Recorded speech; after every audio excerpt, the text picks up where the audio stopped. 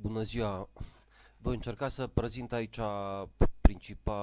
principalii pași care trebuie făcuți pentru actualizarea unui blog pe WordPress.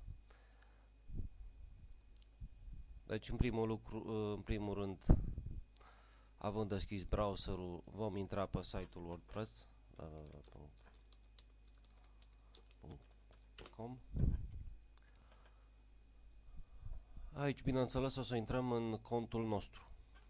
Și anume, aici, Rătăscu, parola cea care o știm.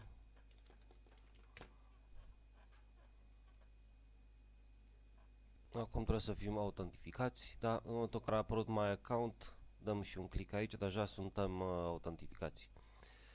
Ok, actualizează profilul, da? Deci am ajuns pe pagina asta, unde sunt, desigur, mai multe opțiuni. Ia să ce înseamnă ce actualizează profilul. Nu aici. Mergem pe post, pe postări. Astea sunt postările noastre. Pentru a adăuga una nouă, exact cum scrie aici, Add New, da? Apăsăm butonul acesta și aici e clar, titlu, da? Titlu, Enter Title. Scriem un titlu acolo, titlul postării numărul 6. Aici să luăm un text, orice text. Ce text să luăm? Hai să luăm de aici un text.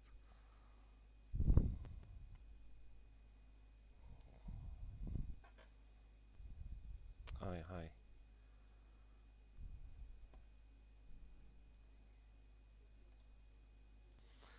Bine, vom scrie ceva așa, niște litere pe aici. Oricum le vom șterge după aia. Și, deci după ce am dat titlu, conținut. Și după aia apăsăm Publish. Gata.